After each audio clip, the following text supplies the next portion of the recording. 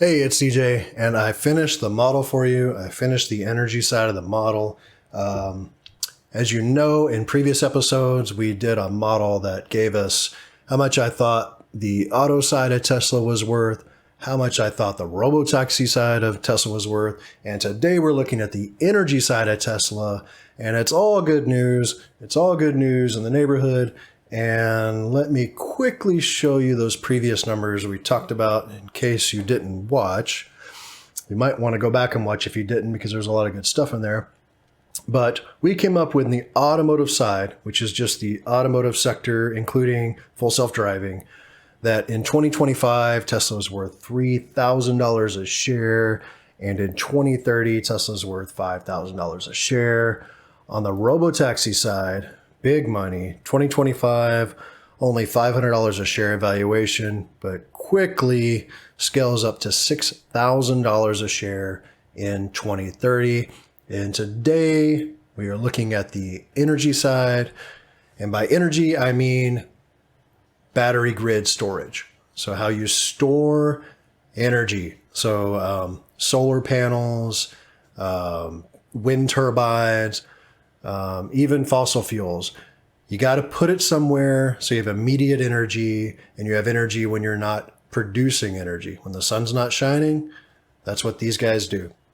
What this does not have is a software component. I've purposely left this out because I just don't know where to start. But you have things like auto bidder software where you may produce this energy and you want to sell it on the open market back into the grid, and Tesla can sell it for you, in microseconds, make you an extra penny here and there and take a cut of all the energy that you sell. Could even be that you could buy energy straight from the grid at times when it's cheap and then sell it back when it's high. All sorts of really crazy, highly profitable scenarios, and I'm not even accounting for any of it.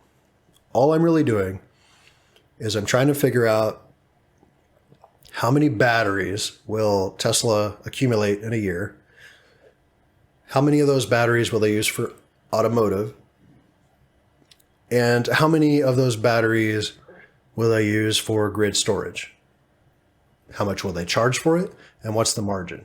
It's just back of the envelope stuff. I'm trying to get the best guess I can at how much this is worth, and just ignoring the software side, which I just simply have to. But I think there is a software side, so we should keep that in mind.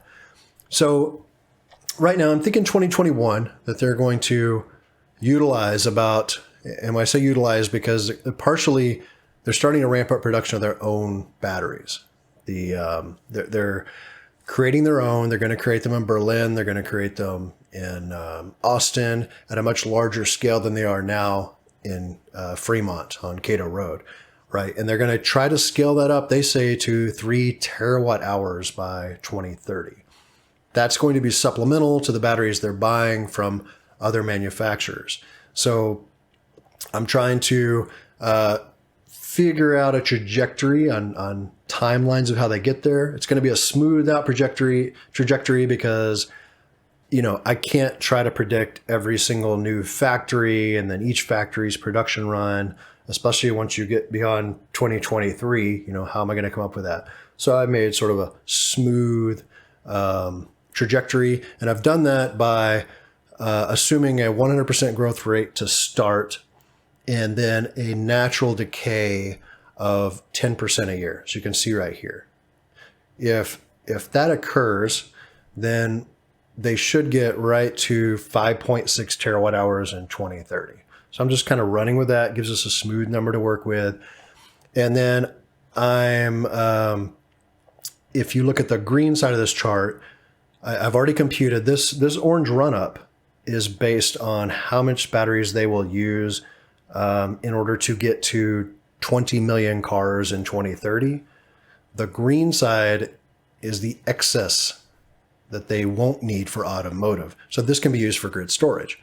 And so that's how I'm, figuring that out. And I'm also assuming that there's an annual decrease in battery size on average of about 1.5%, because I do think that Tesla will introduce smaller vehicles in a massive scale. So for instance, the $25,000 vehicle, I think will be a big hit, and it will use a much smaller battery than, for instance, the Model 3 or Model Y.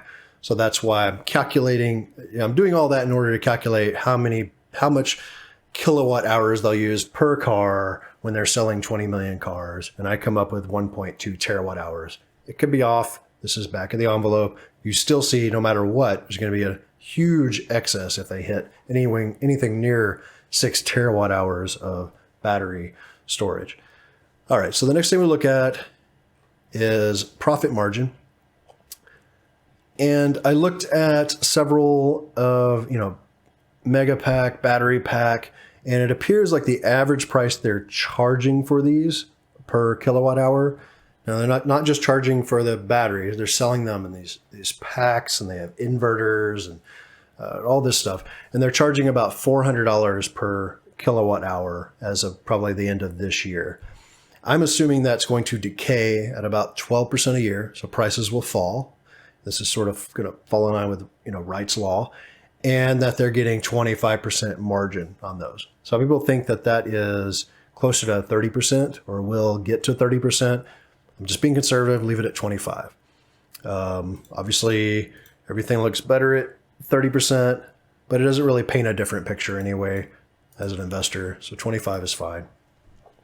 So on the green side, this is how much they would, profit. The orange is the revenue, the green is the profit.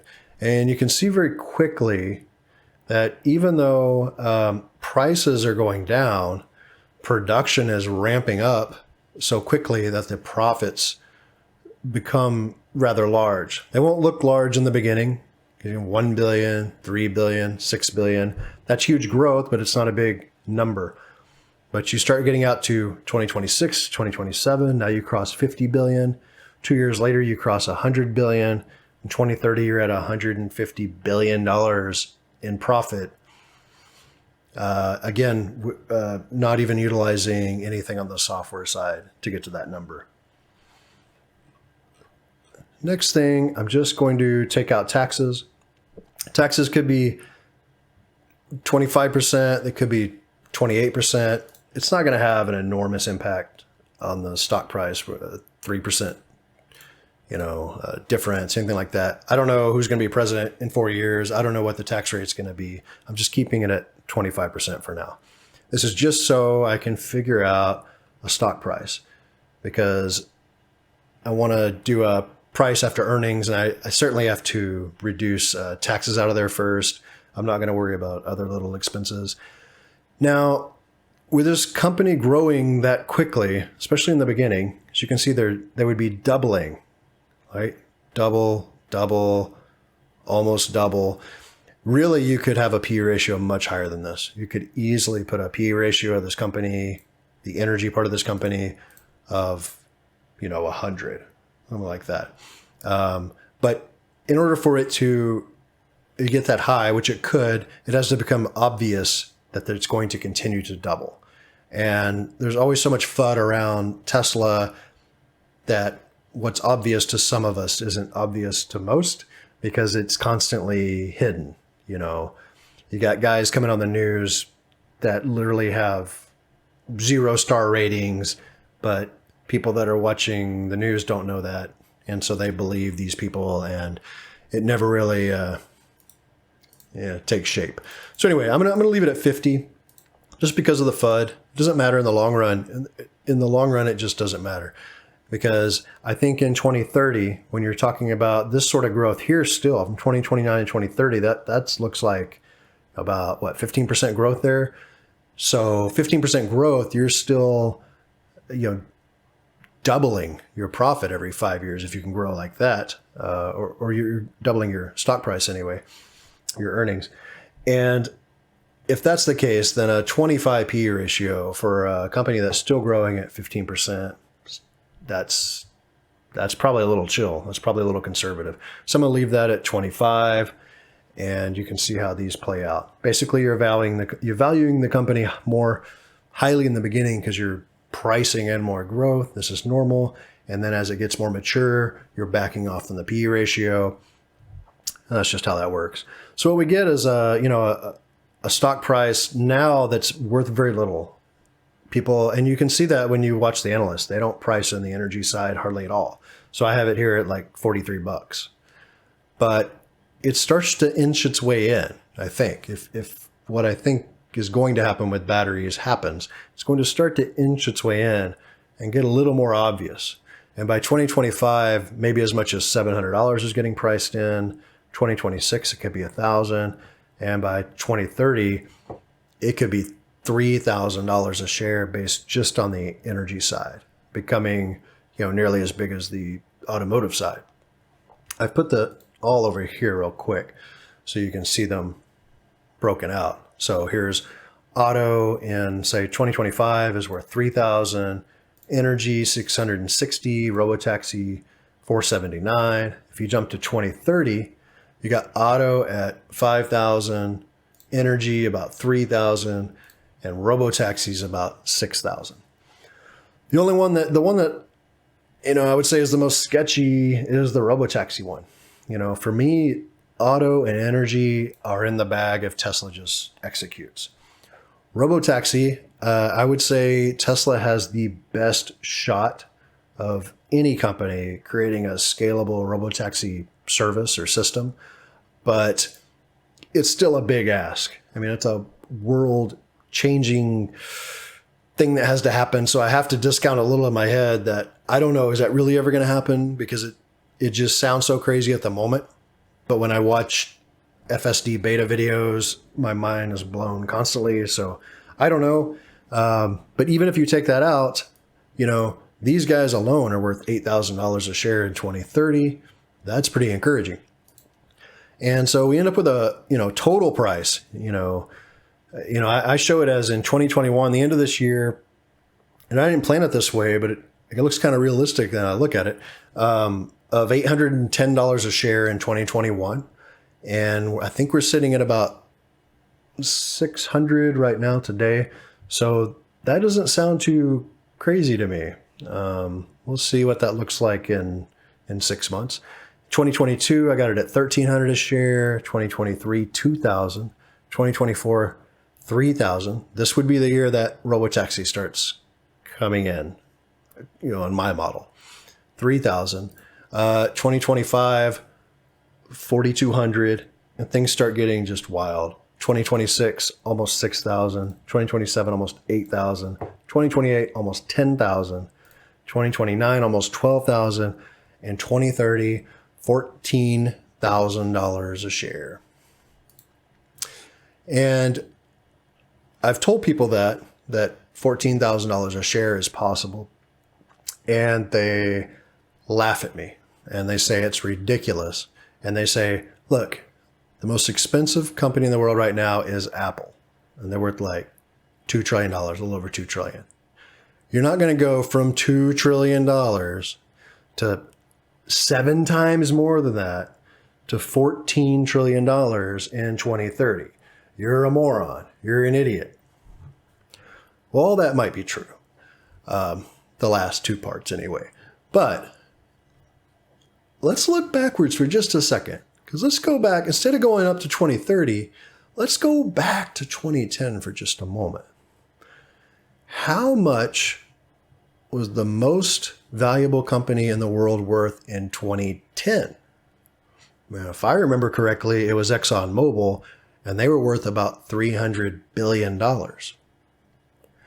And how much was the most valuable company in the world in 2020?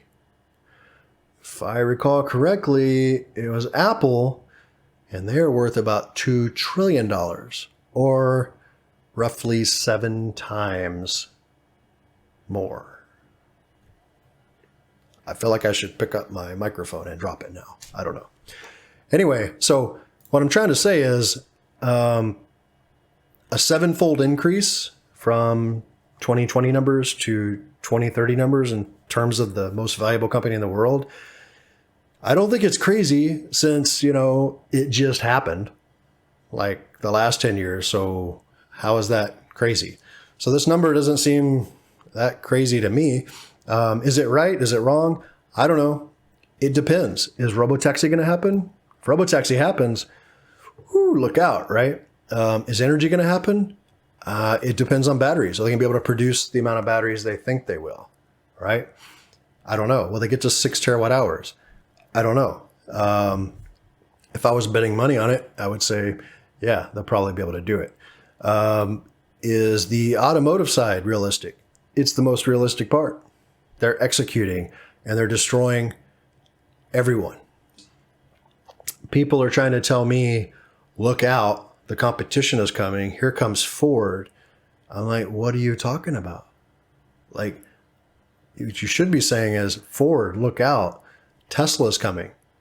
Because Ford isn't going to take truck cells away from Tesla. Tesla has 0 truck cells right now. How's Ford going to hurt Tesla truck cells?